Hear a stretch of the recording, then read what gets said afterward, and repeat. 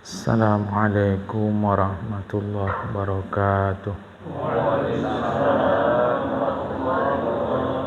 Alhamdulillahi rabbil alamin. Wassalatu wassalamu ala asyrafil anbiya wal mursalin, habibina maulana Muhammadin wa ala alihi wa sahbihi ajma'in. Man yahdillahu fala mudilla lahu wa man yudlil fala hadiya lahu. Qala al-musannifu rahimahullahu ta'ala wa nafa'ana bi'ulumihi fid darain amin. Tsumma qala wa la yu'tihi al-istighfara illa wa qad a'adda lahu al-ghufrana. Inilah sambungan kaji kita pagi ini. Yang lalu makalah yang ketiga, kata Rasulullah, tidaklah Allah memberi kepada seorang 5 perkara kecuali Allah siapkan yang 5. Yang pertama yang lalu itu, tidaklah Allah memberikannya rasa syukur kecuali Allah Ta'ala siapkan untuk dia tambahan. Tidaklah Allah beri dia kesempatan berdoa kecuali Allah siapkan untuk dia penerimaan doa itu kabul. Jadi doa pasti dikabul. Nah, sekarang yang ketiga, wala yu'tihi al-istighfara illa wa qad a'adda lahul ghufrana. Tidaklah Allah memberinya kesempatan meminta ampun, melainkan sesungguhnya sudah Allah siapkan untuknya ampunan. Jadi taubat kalau dipenuhi syaratnya pasti diterima oleh Allah. Pasti. Masalahnya kita mau taubat tidak. Taubat itu bahasa Arab. Taba yatubu taubat. Artinya roja'ah, kembali. Jadi taubat itu artinya kembali. Sehingga difahamkan orang yang sedang tidak taubat sesungguhnya sedang pergi. Jadi kalau bahasa ringkasnya, orang yang sedang berbuat dosa sesungguhnya sedang pergi. Maka dia perlu kembali. Pergi dari apa atau dari siapa? Pergi dari hukum Allah yang benar itu. Pergi dari Allah Ta'ala. Jadi pergi dari hukum Allah atau pergi dari Allah. Lantas perlu kembali. Kembali itulah taubat. Makanya orang kalau taubat serius biasanya macam ada rasa lega dari ikat. Kalau kita terikat, dilepaskan ikatan, lega. Kalau taubat serius mesti biasanya ada itu. Oleh karena dia sedang pergi, lantas sekarang kembali rasa senang. Nah, itu taubat. Jadi taubat itu kembali kepada Allah Ta'ala. Ada satu kata yang juga terpakai di kita, itu berasal dari bahasa Arab, insaf. Indonesia sebut insyaf. Bukan. Kalau tulisan Arabnya, alif tegak, di bawah alif kepala hamzah. Nun sad alif fa. Insaf. Insaf nisfun. Nisfun artinya setengah. Jadi insaf artinya kembali ke tengah. Jangan ke kanan, jangan ke kiri, di tengah saja. Tengah. Nanti bisa silap kalau ngempar kanan, kalau ngempar kiri. Tengah saja. Insaf, kembali ke tengah. Jadi insaf pertengahan. Maksudnya pertengahan apa? Tidak ikut jalan yang menyimpang ke kanan dan ke kiri. Jadi jalan di tengah apa yang diajarkan agama. Jadi orang yang taubat pasti diterima oleh Allah Ta'ala. Firman Allah Ta'ala ini surah surah Nuh, surah 10 ayat 71. Bismillahirrahmanirrahim. Astaghfiru rabbakum innahu kana ghaffara. Mohon ampunlah kalian kepada Tuhan kalian, sesungguhnya Dia adalah Maha Pengampun.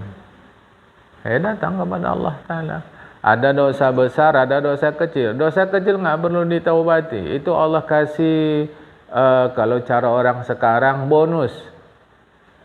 Aku hapus saja. Asalkan berwuduk bersama tetesan air wuduk, keluar dosa-dosa kecil.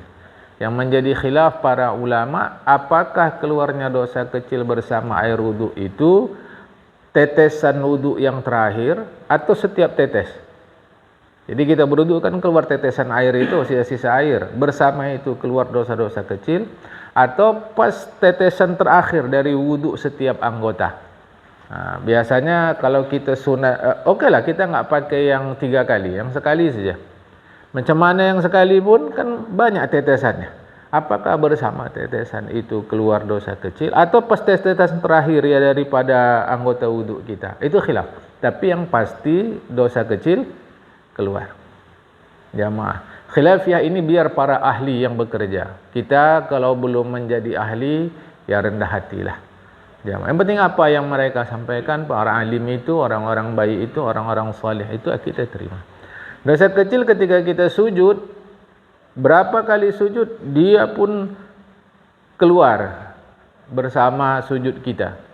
Jadi keluar dia, karena masalah. Jadi bagaimana cara keluarnya? Itu tak tahu kita. Tapi yang jelas waktu sujud, kata hadis Rasulullah, keluar dia dosa-dosa kecil itu dari kepala kita itu. Keluar bersama sujud itu. Dari kepala dia keluar. Macam mana kita tak tahu. Ini mungkin bahasa kiasan atau apa, yang penting dosa itu selesai. Kita nunggu sekarang nih. Ini salat subuh. Nanti salat zuhur. Ini sembahyang subuh, nanti sembahyang zuhur. Dari antara sembahyang ke sembahyang, dosa kecil diampunkan. Semalam atau kemarin kita sembahyang Jumat, nanti sampai Jumat lagi dosa kecil dihapuskan. Jadi dosa kecil banyak penghapusannya, jamaah. Yang diperlukan taubat adalah dosa besar. Satu, yang kedua ini dosa besar juga sebetulnya, tapi dia dalam kaitannya dengan hak-hak manusia. Dosa besar yang tidak kaitan hak manusia apa? Minum khamar, makan B2, dukun ramal. Karena ada dukun yang dibenarkan, dukun beranak, dukun patah, dukun sunat. Kalau cara kita di Indonesia lah, secara umum di Indonesia itu tidak masalah. Yang terlarang dalam hadis Rasul itu ramal-ramal.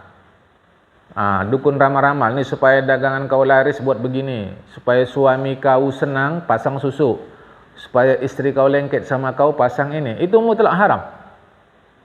Jamaah, sama sekali tidak boleh. Ya, ini berdosa. Kan namanya penglaris-penglaris, enggak ada. Penglaris itu ikut kata Rasulullah. Dagang mesti jujur. Jamaah, dagang mesti jujur, muka mesti ramah. Saya tidak mendek Allah Ta'ala. Rasulullah ajarkan begitu. Itu yang dilarang kontan. Itu dosa-dosa besar. Ada dosa besar terkait dengan orang, merampok, mencuri, membunuh. Itu terkait dengan orang. Berat sekali.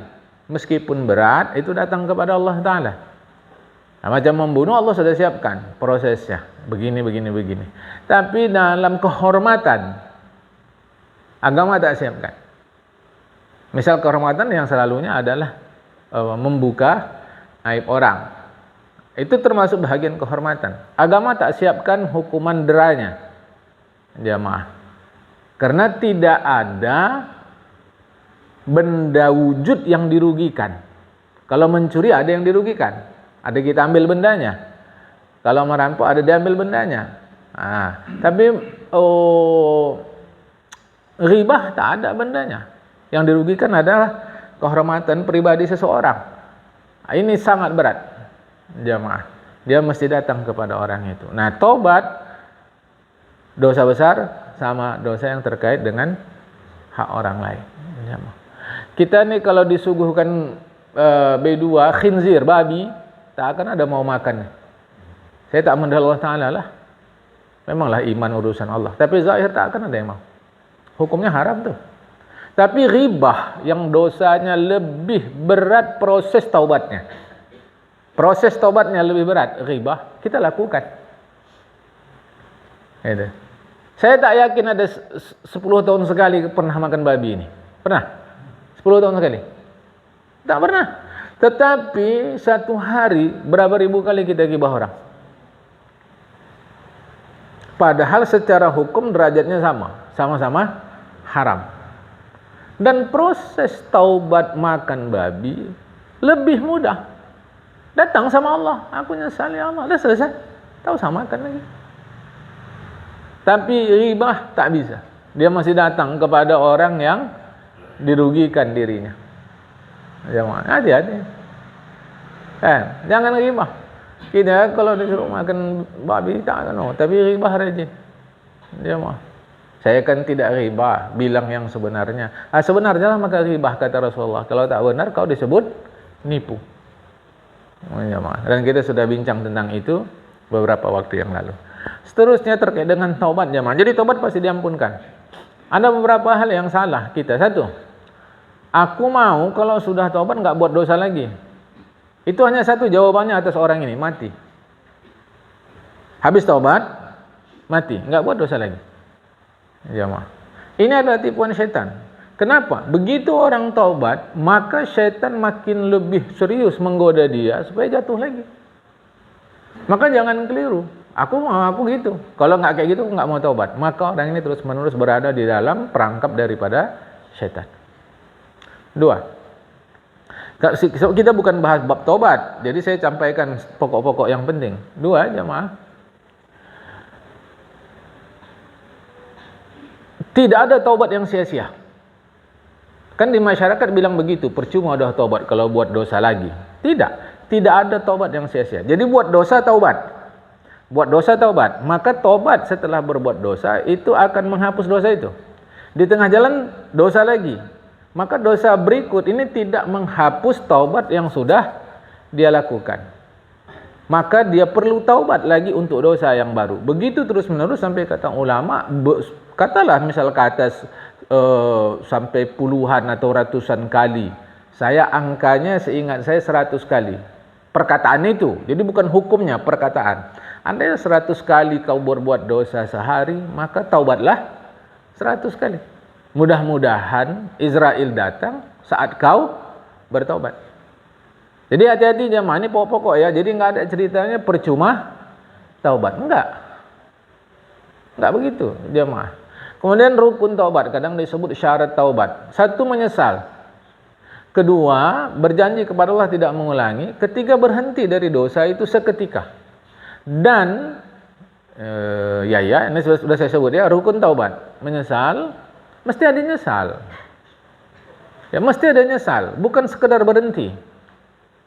Ya, menyesal itu kan kondisi batin kita. Karena kalau berhenti saja tanpa ada nyesal belum tentu taubat. Orang berhenti main judi karena uangnya udah habis, bukan karena dia menyesal. Orang berhenti minum khamar karena sudah sakit. Orang berhenti mencuri karena tangannya sudah enggak mampu lagi. Dia tidak bisa ribah oleh karena mulutnya sudah mengalami sakit atau seterusnya. Dan itu berhenti. Nah, jadi taubat itu 1 menuntut penyesalan, 2 berjanji kepada Allah di dalam hati kita mengulangi, dan berhenti saat itu juga. Seterusnya, taubat kerja hati bukan kerja mulut.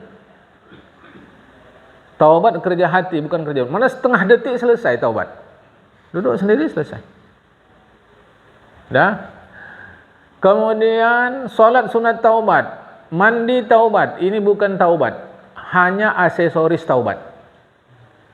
Enggak usah solat sunat taubat, enggak usah mandi sunat taubat, enggak ada masalah sama sekali. Ini aksesoris.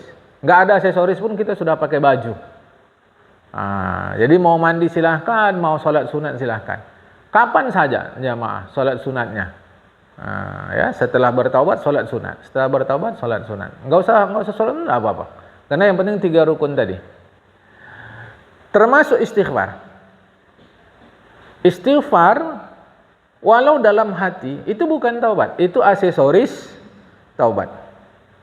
Taubat itu adalah kesadaran hati untuk menyesali, berhenti dan tidak mengulangi. Mulut tak perlu. Mulut tak perlu, bukan tak penting. Perhatikan kalimatku jamaah. Mulut tak perlu. Astaghfirullahaladzim, tak perlu. Tanpa itu pun taubat selesai. Tapi penting jugalah. Pentinglah untuk aksesoris. Kemudian acara taubat, bukan taubat. Kan kadang-kadang ada acara itu, jamaah. Acara taubat kepada Allah, itu bukan taubat, acara namanya. Itu bukan taubat. Taubat itu sifat pribadi kita. Ini beberapa hal pokok terkait dengan taubat. Sudah saya sampaikan. Nanti kalau ada pertanyaan silakan selepas pengajian jamaah. Jadi harap-harap diperhatikan istimewanya hak orang. Istimewanya hak orang. Saya harus sampaikan ini jamaah. Istimewanya hak orang. Berat urusannya di akhirat. Oke ya, kita teruskan. Diriwayatkan oleh Imam Ibnu Majah, Rasulullah bersabda, "Lau akhta'tum hatta tablugha khatayakumus samaa'a, tsumma tubtum lataballahu 'alaikum." Kalau kalian berbuat dosa sehingga sampailah dosa kalian menyentuh langit, kemudian kalian bertaubat, niscaya Allah menerima taubat kalian. Pasti. Dengan syarat datang serius kepada Allah Ta'ala. Jangan sambil-sambil. Makanya kalau selepas sembahyang itu, di kita lah ya. Di kita. Memang dalam madzhab Imam Syafi'i, tidak ada pelajarannya, habis sembahyang fardu itu, imam membimbing istighfar, tasbih berjamaah, doa berjamaah. Nggak ada itu dalam madzhab Imam Syafi'i. Kalaupun ada, ulama jelaskan itu dalam rangka ta'lim. Yaitu imam membimbing, imam memimpin, imam mengajarkan, imam mendidikkan makmum. Supaya nanti kalian habis sembahyang jangan lupa istighfar, jangan lupa berzikir, jangan lupa berdoa. Itu intinya. Jadi kalau ada yang mengatakan dalam madzhab Imam Syafi'i pun tak ada doa berjamaah, kita tak tolak. Khusus selepas sembahyang jamaah. Tetapi kenapa dilakukan? Itu dalam rangka ta'lim. Ya, jadi selepas sembahyang silahkan beristighfar, silahkan berzikir, silahkan berdoa. Tetapi tidak ada di dalam fikih Imam Asy-Syafi'i selepas sembahyang berjamaah, imam memimpin istighfar kita, imam memimpin zikir kita, imam memimpin doa kita beramai-ramai, tak ada. Berarti tak boleh? Boleh. Dalam rangka imam mengajarkan makmum. Bahasa Arabnya ta'lim. Yang harus saya ingatkan kepada kita sebagai jamaah, jangan dianggap doa bersama selepas sembahyang, zikir bersama selepas sembahyang, istighfar bersama selepas sembahyang, itu memang diajarkan dalam mazhab Imam Syafi'i. Tidak. Sebab dia bukan paket daripada sembahyang. Sama dengan sebahagian kita sebelum azan membaca innallaha wa malaikatahu, tidak ada itu dalam seluruh kitab mazhab Imam Asy-Syafi'i. Tidak ada sama sekali.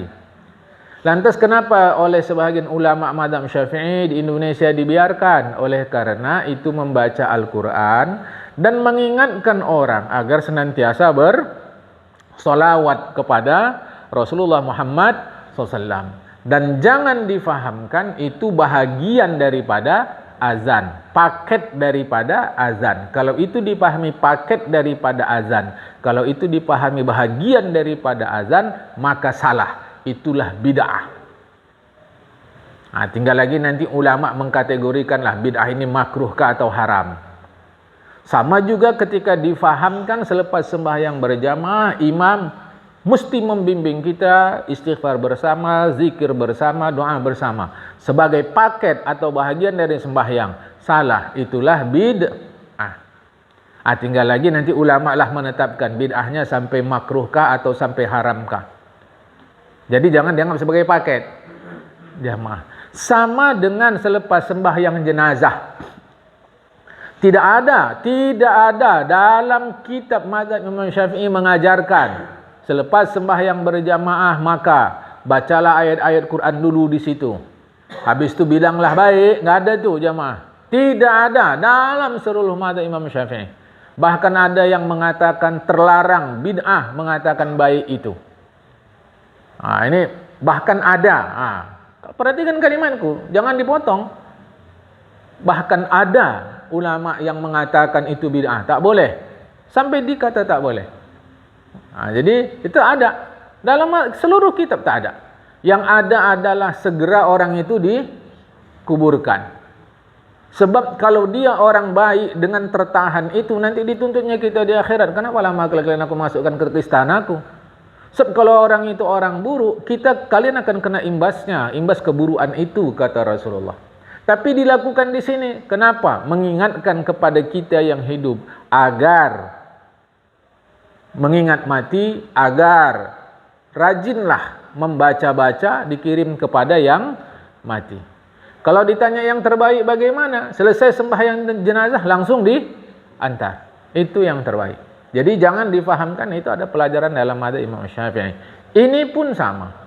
Jadi selepas kita sembahyang, imam memimpin kita. Astaghfirullahalazim, astaghfirullahalazim, astagfirullah. Itu bukan taubat. Baru itu jadi taubat kalau yang membaca istighfar di dalam batin dia ada kesadaran untuk bertaubat kepada Allah. Sebab taubat bukan kerja mulut. Sebab taubat bukan juga membaca istighfar di dalam hati. Bukan. Taubat adalah menyesal, berjanji tidak mengulangi dan berhenti. Ya, boleh faham insyaAllah jamaah ya. Uruslah masing-masing. Tak akan bisa kita ditolong suami kita, isteri kita, orang tua kita, anak kita saat sakaratul maut itu. Kita sendiri itu. Ya tapi karena disuruh membaca syahadat dibantu. Iya. Namanya bantuan itu kan bukan utama. Sejak kapan bantuan itu yang utama? Saya ajak kita berpikir dulu jamaah. Sejak kapan bantuan itu yang utama? Itu maksud saya. Itu maksud saya sendiri. Nggak bisa. Macam mana pun pulangnya kita. Jamaah. Kitalah yang utama. Istrilah yang utama. Diri istri, diri suami, diri orang tua, diri anak. Bisian-bisian itu kan sifatnya luar. Itu maksud saya. Nanti jangan salah kaji. Karena agama pun menyuruh membisikkan itu jamaah. Supaya ingatkan orang ini terus menerus. Tetapi yang utama adalah kita sendiri. Hati-hati ya. Karena jadi dosa macam mana pun akan dihapus oleh Allah Ta'ala. Ya, ini harap-harap diingat jamaah. Seterusnya, hadis riwayat Imam Ibnu Majah. Wala yu'tihi taubata illa waqad adalahul qabula. Jadi kalau tadi beristighfar Allah siapkan ampunan. Ya, udah disiapkan Allah Taala. Yang ini mirip, ya, mirip dengan yang di atas. Dan tidaklah Allah memberikan kesempatan bertaubat melainkan sesungguhnya sudah Allah siapkan untuk penerimaan. Maksudnya diterima taubatnya. Jadi kalau sudah beristighfar insya-Allah dihapuskan dosa. Kalau bertaubat diterima taubat kita asal memenuhi syarat. Hati-hati asal memenuhi syarat. Apalah terus menerus jemaah ya. Saya terus terang aja jangan hayal. Jangan hayal, macam mana indah nikmatnya dunia senang ini pasti kita tinggal. Terus terang aja mah. Jangan hayal, macam manapun enaknya, nikmatnya, senangnya, mudahnya, bahkan bahagianya kita tinggal. Setelah kita tinggal urus sendiri-sendiri. Mau ngapain lagi jemaah? Berapa lama kita diingat orang? Mana? Kadang 3 hari pun nggak sampai jemaah. 3 hari itu kan karena acara-acara ada zikir-zikir itunya. Habis itu selesai. Itu yang kita dalam hidup asik apa kata orang. Bukan saya mengajak egois, bukan. Jangan karena orang kita rugi di akhirat. Itu maksud saya, jamaah. Jangan karena orang. Awak mau nikahkan anak awak. Tak ada acara-acara maksiat. Nanti rupanya kata orang gini-gini. Ya tak apa, yang selamat. Yang penting selamat kita di akhirat. Kita buat acara-acara yang memancing maksiat. Memang tak maksiat murni. Tetapi memancing orang berbuat maksiat. Kenalah di akhirat. Jemaah. Kena di akhirat. Setidak-tidaknya kalau tak sampai berdosa. Setidak-tidaknya ditanya Allah. Kan gak enak. Jemaah ini harus saya ingatkan sama kita semua. Baik. Diriwayatkan bahwasanya Nabi Muhammad SAW bersabda, maktubun, hadis riwayat Imam Dailami, maktubun haulal arsy qabla an tukhlaqad dunya bi arba'ati alafi amin wa innal ghafar liman taba amana amila salihan tsumma ihtada. Tertulis di sekitar arasy. Tertulis di sekitar arasy ini makhluk Allah yang berada setelah langit ketujuh. Udah sampai situ aja. Jangan tanya lebih lanjut. Bukan aku nggak mau jawab. Ngapain tanya juga? Langit nomor 1 pun kita tak tahu yang mana. Mana langit nomor 1? Ini kata, ahli ilmu alam sudah mengatakan yang kita nampak ini bukan langit. Bukan. Yang kita nampak ini adalah batas terjauh yang mampu dilihat oleh mata. Langit tak tahu. Tahu-tahu dikajinya langit. Ini begini, ini. Macam pernah dia tinggal di langit. Oh ini kan ada hadis-hadisnya. Tunggu dulu. Jamaah. Kalau ada cerita hadis Rasulullah, tunggu dulu. Sebab ada terlampau banyak hadis palsu yang beredar di tengah kita. Terlampau banyak. Bahkan yang bukan hadis, dianggap ada hadis palsu lah. Atau dari ulamanya bukan hadis, tapi kita yang menganggap hadis. Contoh, hubbul watan minal iman. Cinta tanah air sebahagian daripada iman. Bukan hadis itu. Tapi kita anggap hadis karena berbahasa Arab. Ya, bukan hadis. Kita anggap sebagai hadis. Tetapi isinya benar. Isinya benar. Apalagi waktu itu kita sedang menghadapi penjajah. Belanda kah, Portugis kah, mana-mana jamaah. InsyaAllah boleh faham ya. Nah jadi, tak tahu kita di mana arasy. Arasy itu di atas langit ketujuh. Setelah itu bagaimana? Mesti bincangnya secara benar menurut hadis-hadis dari Rasulullah. Tertulis di sekitar arasy sebelum diciptakan dunia, 4.000 tahun sebelum dunia diciptakan. Di sekitar arasy ada tulisan. Apa? Sesungguhnya aku pengampun kepada siapa saja yang bertaubat dan beriman dan beramal shalih. Kemudian dialah yang mendapat petunjuk. Allah menerima taubat kepada orang yang bertaubat. Allah pengampun kepada siapa saja yang bertaubat. 1. Kepada siapa lagi Allah pengampun? Beriman kepada Allah. Siapa lagi? Beramal saleh. Kesempurnaan bukan kesahan. Kesahan taubat tadi. Menyesal, berhenti, berjanji tidak mengulangi. Itu kesahan. Kesempurnaannya adalah ikuti dengan amal saleh. Amal soleh, saya harus sampaikan kepada kita dengan jelas, jamaah. Amal perbuatan. Asal perbuatan, amal. Asal amal, perbuatan. Maka amal itu nanti ada salih, ada tolih. Saya terangkan yang solih dulu. Mudahnya ginilah, salih baik, tolih buruk. Salih, sad, alif, lam, ha kecil. Salih. Baik. Talih, ta, alif, lam, ha kecil. Talih. Buruk. Kita tak terangkan yang buruk. Nanti tahunya dari yang baik. Apa arti salih dulu? Supaya jangan silap. Salih artinya adalah amal-amal yang dibenarkan agama. Itu salih. Ya. Kalau agama tak benarkan pasti tidak salih. 1. Yang kedua, amal itu salih menurut agama belum tentu salih bagi orang itu. Nah, ini perlu penerangan jamaah. Supaya jangan keliru. Karena amal yang salih menurut agama perlu jiwa yang salih.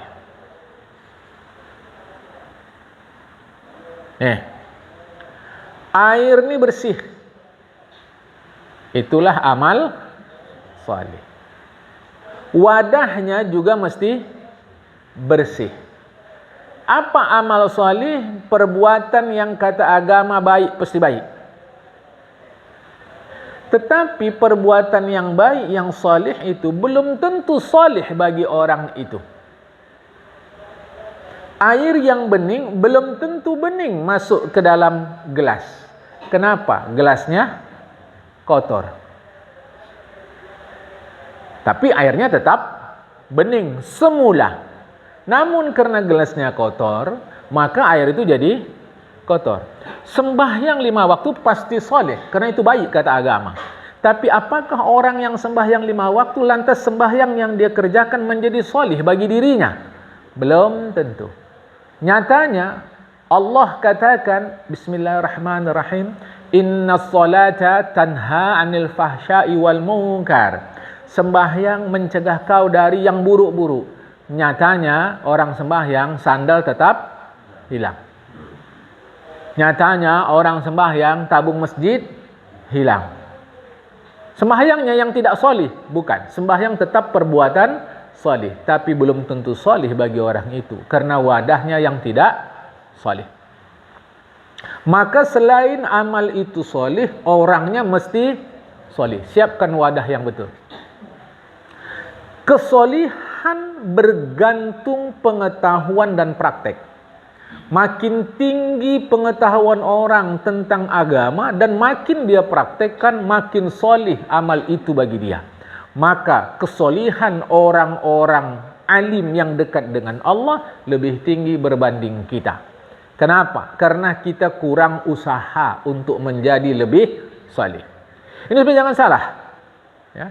Supaya jangan salah. Aku heran juga. Udah rajin ngaji, rajin sembahyang, rajin baca Quran, kok kayak gitu juga mulutnya. Nah, bukan ngajinya, bukan sembahyangnya, bukan baca Qurannya yang salah. Bukan. Tapi wadah dia yang belum dia solehkan. Sama dengan tanah suci. Apakah di sana nggak ada maksiat? Mekah, Madinah, apa nggak ada maksiat? Oh banyak. Dan jangan lupa Abu Jahal tinggal di Mekah. Tapi orang itu waktu tawaf telanjang.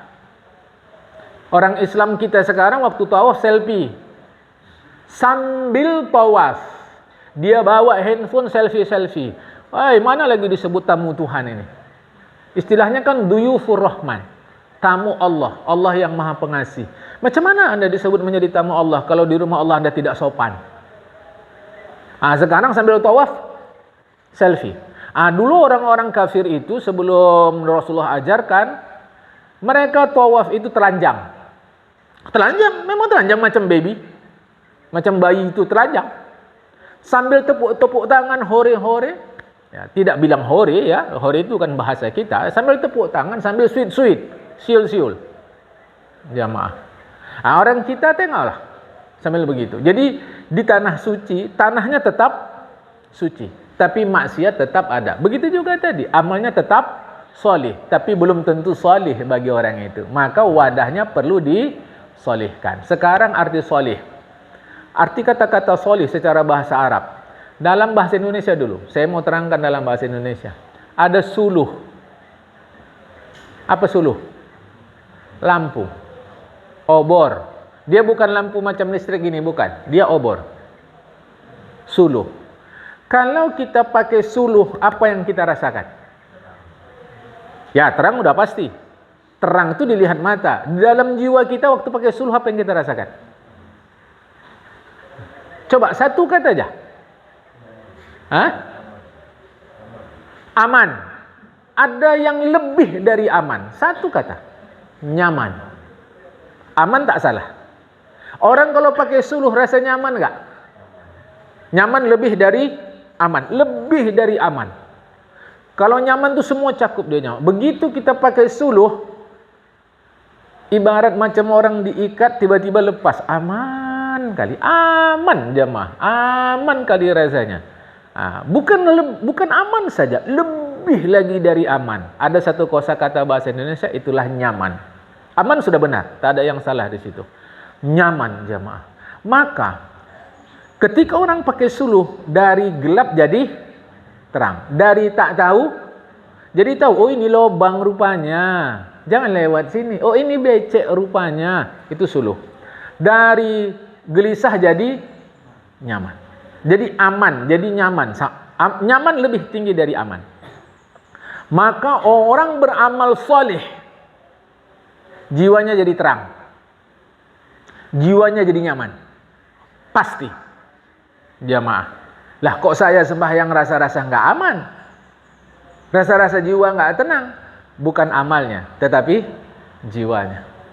Jamaah. Ini supaya paham. Maka amal soleh sejatinya adalah seluruh amal yang membuat jiwa menjadi tenang, menjadi nyaman. Karena itu, minta izin saya kepada semua, keliru mencari ketenangan di luar amal saleh. Ini tauhid nih. Ini tauhid. Keliru mencari ketenangan di luar amal saleh. Sebab itulah agama memudahkan kita, meringkaskan kita. Bahkan sedang duduk-duduk di rumah pun bisa menjadi amal saleh. Oke, ini supaya jangan salah. Jadi tertulis Allah menerima mengampun kepada siapa saja yang bertobat, beriman dan beramal saleh. Ini alhamdulillah sudah pakai kanopi. Sehingga kalaupun hujan kereta-kereta tak basah. Andai tak pakai kanopi dia basah, tahu-tahu ada tiba-tiba ada seorang yang keluar, ditutupinya semua. Ada hadisnya tuh. Nyuruh gitu. Tak ada. Apalagi Al-Qur'annya, tak ada. Tetapi ini amal soleh tidak? Kenapa? Setidak-tidaknya orang yang punya kereta tenang enggak? Alhamdulillah kereta awak ada aman, enggak ada. Orang yang punya kereta aman, tak akan awak yang menutup dia merasa tak aman. Itu termasuk amal saleh. Ini cuma kadang-kadang orang salah, sembahyang, puasa, zakat itu saja dipandang di amal saleh. Menyapu rumah, mencuci pakaian, belanja ke pajak, suami bantu istri, itu tak dianggap amal saleh. Ada pula kalimat di masyarakat nih, suami itu di bawah apa ketiak? Ya, di bawah ketiak. Aku pernah dengar bendera. Di bawah bendera istri, di bawah ketiak istri. Ada jamaah, agama tak ajarkan kayak gitu. Itu mulut masyarakat saja. Kalau agama kata tak ada itu. Kita bantu seluruh apa yang bisa kita bantu di rumah tangga. Jangan macam jadi bos. Semua udah siap. Ini itu segala macam. Keliru. Tapi bahwa istri kita mau mengabdi dia untuk kebaikan itu hak dia. Namun kita tak ada jadi bos. Contoh terbaik Rasulullah Muhammad SAW. Saya bantu istri saya, kata si fulan. Saya bantu semua. Itu adalah amal soleh. Berarti kalau saya sembahyang tidak membuat jiwa saya menjadi nyaman, berarti bukan amal soleh. Karena itu saya tak mau sembahyang. Salah. Sembahyang itu sendiri memang amal soleh. Tinggal jiwa kita yang harus kita siapkan. Saya paham jemaah? Hati-hati. Itu kadang-kadang orang tertipu. Ya, tertipu. Aku kok nggak soleh-soleh, kok nggak tenang-tenang baca Quran. Tapi kalau pas tengok gambar Bung Karno, Bung Hatta, kok tenang aja hati aku. Ini keliru jamaah ya, amal soleh. Hati-hati. Dah, saya sudah terangkan secara umum. Wala yu'tihi shadaqata illa qa'adalahu taqabbula. Yang kelima, dan tidaklah Allah memberinya kesempatan bersedekah, melainkan sesungguhnya sudah Allah siapkan untuknya penerimaan. Jadi orang bersedekah insya-Allah diterima oleh Allah. Kita baca dulu, nanti akan saya jelaskan apa sedekah. Diriwayatkan bahwasanya Rasulullah bersabda, "Kullu mri'in fi dhilli shadaqati hatta yuqda bainan nas." Senang kali jamaah ya. Setiap orang berada di bawah lindungan sedekahnya sampai diselesaikan urusan seluruh manusia. Hadis riwayat Imam Ahmad. Jadi di akhirat sedekah itu menjadi naungan kita. Di bawah lindungan sedekahnya, lindungan, naungan. Jadi di akhirat sedekah itu menjadi naungan. Apakah sedekah kita di akhirat Allah ubah wujudnya menjadi sebentuk payung, sebentuk mantel, sebentuk kanopi, sebentuk pohon yang melindungi kita? Itu urusan Allah. Atau ini pengertian kiasan, maksudnya di akhirat kita tenang, gak risau macam orang, itu juga urusan Allah. Tafsiran banyak. Yang menjadi urusan kita adalah biasakan bersedekah. Pasti dapat untung di akhirat. Pertanyaan saya, kita mau untung besar, untung kecil?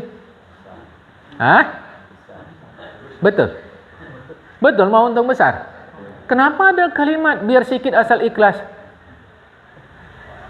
Kalau mau untung besar, dari mana itu datangnya? Adanya sikit, kalau memang sejati pastinya adamu sedikit atau sikit bahasa kita di sini, barulah betul kalimat tadi berlaku. Biar sikit asal ikhlas. Dalam 2 hari yang lalu seingatku, anakku gaharu menunjukkan sama aku sambil ketawa dia. Tengok ni dia kan kasih orang juga duit, jamaah. Kasih juga. Tengok ni. Tak tahu kita entah dari siapa.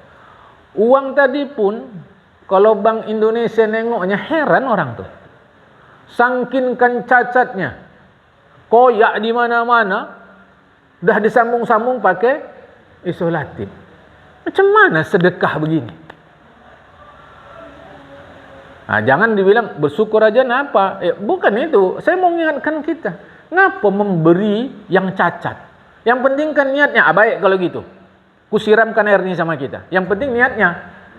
Supaya kita terbangun. Kan nggak bisa. Nggak bisa aja masalah. Bercacat kali uang tadi. Mak koyak sini, isolatif. Tak betul. Berikan yang terbaik. Kita mau untung besar. Hadis nih barusan kita baca. Ini hadis Rasulullah. Barusan kita baca jemaah. Orang itu berada di bawah naungannya nanti di akhirat. Mau naungan yang kecil yang besar?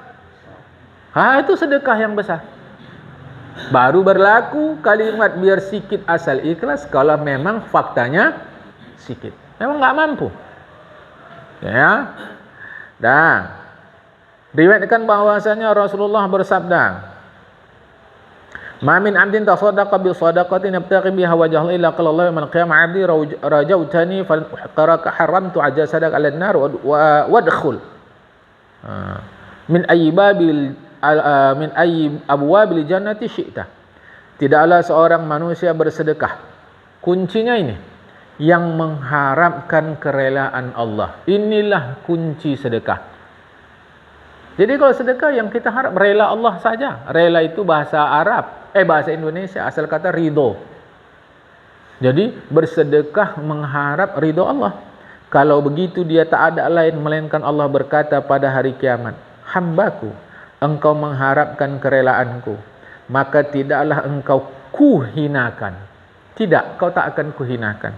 Kuharamkan, maksud kuharamkan tak akan aku berikan. Tak akan aku izinkan, kuharamkan, kubentengi kau tubuhmu atas api neraka. Jadi tak akan masuk neraka. Masuklah dari pintu mana saja di surga yang engkau sukai. Hadis riwayat Ibnu Lal. Jamaah. Jadi sedekah itu untuk kita. Enggak ada rugi-ruginya bersedekah.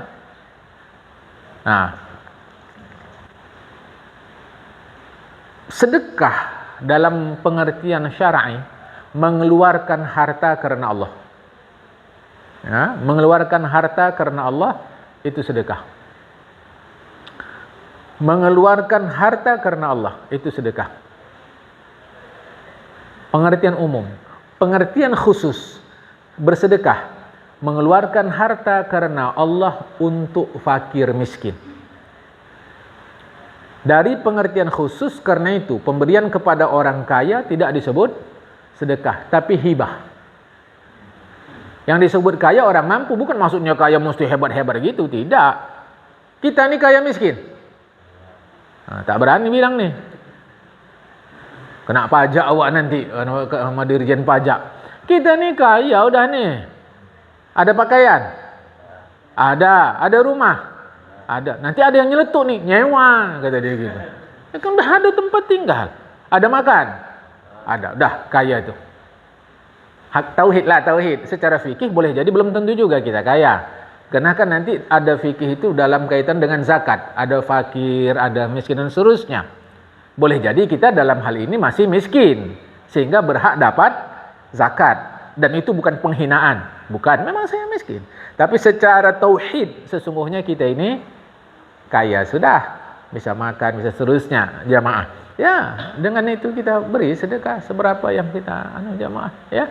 Nah, jadi bila orang memberi kepada orang yang mampu itu disebut hibah, bukan sedekah. Sedekah dalam pengertian umum pemberian harta karena Allah. Pemberian harta karena Allah. Secara khusus pemberian harta karena Allah kepada fakir miskin. Karena itu kadang-kadang orang diajak makan ke rumah dia nggak mau. Kami undang Bapak datang ke rumah, ini acara sedekah ini. Tak mau dia datang. Kenapa? Dia sadar betul dia kaya. Sedangkan ini untuk fakir miskin. Ada yang begitu. Makanya kalau nanti kita mengundang orang, kalau ada yang berfaham gini, jangan bilang sedekah. Kami undang Bapak, Abang, Adik, datanglah ke rumah acara makan-makan. Kita silaturahmi, kumpul-kumpul doa. Ada yang begitu. Meskipun secara umum tak ada masalah. Karena sedekah adalah mengeluarkan harta karena Allah. Pengertian kata-kata sedekah. Asal kata sodako artinya benar, jujur. Maka orang bersedekah adalah orang jujur. Atas apa? 1, dia diberi Allah kemampuan harta. 2, dia jujur, dia benar bahwa pemberi rezeki hanya Allah. Sehingga aku diberi Allah kelebihan nih harta, aku kasih sama orang. Dan aku yakin Allah pemberi rezeki. Ku kasih tak akan berkurang. Angka boleh jadi berkurang, tetapi secara pahala dia bertambah sedekah. Maka sedekah asal kata jujur. Oleh karena itulah orang pelit lawan jujur. Orang pelit lawan jujur. Apa lawan jujur? Ada bohong, nipu. Orang pelit itu penipu. Enggak, dia jujur kali orangnya, pelit, penipu, titik. Secara agama. Jamaah. 2 ya. Jadi pengertian sedekah secara agama, secara bahasa. Kemudian pengertian sesungguhnya sedekah pada harta.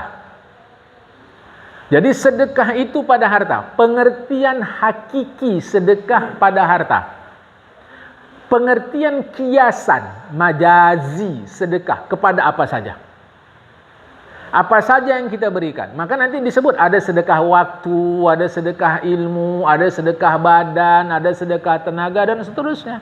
Itu pengertian kiasan. Pengertian sebenarnya sedekah adalah pada harta. Saya nggak punya harta. Kan ada tenaga. Ayo sedekahkan tenagamu, kata kita. Enggak, sedekah bukan tenaga, harta. Ya, pengertian hakiki, pengertian majazi, kiasannya ada pada segala macam yang kita berikan. Berdasarkan ini, maka tidak ada alasan kita tidak bersedekah. Hidup sekali jemaah. Dan hidup ini sebentar. Jangan nunggu orang sedekah pada kita. Lucunya kita udah mati nunggu sedekah orang. Sedekah doa orang, sedekah pahala orang baca Quran, sedekah anak, cucu, istri, suami, orang tua kita yang hidup dia bersedekah atas nama kita. Bukan saya kata itu salah. Silap. Di mana silapnya? Kenapa kita waktu hidup tidak bersedekah? Situ silapnya. Jadi amal-amal itu tak ada yang salah. Tapi silap. Kitanya yang silap. Kenapa waktu hidup tak bersedekah? Ayo, sedang hidup gini rajin sedekah. Jamaah. Sedang hidup. Kadang-kadang gini. Ini contoh saja, jangan ini contoh. Ditengoknya ini mendung nih pagi nih, kemungkinan hujan. Ini kemungkinan hujan. Aku tak banyak duit. Jelas-jelas itu tak banyak duit. Kata si fulan-fulana, ku bawa dari rumah banyak plastik kresek. Tapi yang besar-besar, bukan yang kecil-kecil. Kenapa? Entah mana tuan nanti hujan, bisa dikasihkan sama jamaah, entah untuk selop mereka, entah untuk kepala mereka. Sedekah tak? Sedekah. Dapat paham nih? Jangan pelit. Kedua, yang saya mau sampaikan sama kita. Ada niat beribadat, ada ibadat itu sendiri. Awas ya. Ada niat beribadat, ada ibadat itu sendiri. Ternyata dia bawa plastik kresek tadi dengan niat seperti tadi. Sampai ke masjid, sampai ke majelis pengajian, sampai ke musola, tak ada hujan. Malah sampai situ terang benderang. Dapat nggak pahala dia? Dapat pahala niat ibadat, tapi bukan pahala ibadat. Karena kan nggak jadi dia beribadat. Ada ibadatnya? Nggak ada, nggak jadi dia kasih, bukan karena nggak mau ngasih. Jadi ada niatul ibadat, ada nafsul ibadat. Jadi ada ibadat itu sendiri, ada niat kita beribadat. Itulah diajarkan oleh Rasulullah kepada kita, niat yang baik-baik. Walau belum kejadian, insya Allah dapat pahala. Jadi ada niat ibadat, ada niat sedekah. Aku niat kali ya Allah, kalaulah ada duit begini dalam hati, bukan di mulut, enggak perlu. Enggak perlu cerita-cerita sama orang. Aku niat kali lah dik, kalau ada duit aku kasih kau, kata. Alah, hai, ini manis sekali mulut. Pas ada duit tak kasihnya, wak lupa, wak dik, kata dia. Tak perlu dalam hati jemaah, dalam niat aku kalau ada duit nanti aku bantu dia. Insya-Allah dapat ibadat. Dapat pahala ibadat, insya-Allah. Tapi dia tak beribadat, orang memang tak ada. Dia baik. Nah, setelah ada ternyata dia tidak berikan, berarti niatnya kemarin bohong. Jamaah, dusta dia sesungguhnya. Nah, ini mau hati-hati. Maka pahala dia niat kemarin masih bergantung pada pembuktian amalnya. Jamaah. Meskipun nanti ada khilaf nih ulama di sini, ada khilaf nanti ini.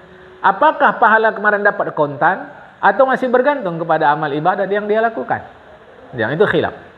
Tetapi begitu pun yang terpenting niat sajalah yang baik-baik. Jamaah, jangan niat yang buruk-buruk. Baik ya. Jadi jangan tak sedekah. Sedekahlah ya, rajin-rajin bersedekah kepada Allah Subhanahu wa taala.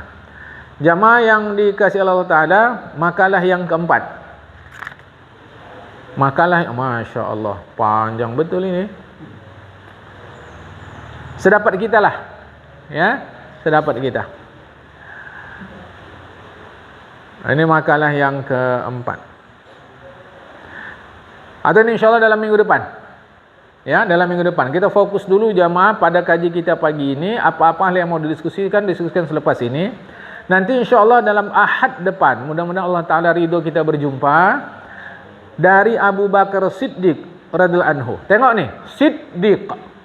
Satu akar kata dengan sedekah. Yang barusan gitu, Soddal Qaf. Soddal Qaf. Mudah-mudahan saya ingat nanti mengkisahkan asal mula disebut Siddiq terkait dengan Isra Mi'raj. Tetapi lebih daripada itu, Abu Bakar ini dalam masalah sedekah, Masya Allah, dah tak ada kata-kata lagi untuk beliau. Jamaah ya, saking kan luar biasa. Nanti beliau akan sebutkan kegelapan ada 5 dan penerangnya 5 pula. Yang buat kita gelap ada 5. Nanti yang buat kita terang juga ada 5. Mau kita baca lebih dulu silahkan. Jamaah, nanti insyaAllah akan saya terangkan pada hari Ahad depan insyaAllah. Jamaah, ada masalah sama sekali. Sampai sini dulu, mudah-mudahan baik untuk saya, baik untuk kita. Ingat-ingatlah, kita akan selesai. Jamaah, kita akan selesai, kita akan pulang, kita akan tanggung jawabkan amal. Hilangkan lantam itu. Jangan lantam-lantam hidup ini jamaah. Ya, bahwa orang memfitnah kita, bahwa orang membenci kita, padahal kita tidak ada buat buruk, itu tanggung jawab dia kepada Allah Ta'ala. Yang terpenting kita benar, kita lurus menurut ilmu yang kita dapat. Mohon maaf atas segala kekurangan, terima kasih atas segala perhatian. Wallahul muwaffiq ila aqwamit thariq. Assalamualaikum warahmatullahi wabarakatuh.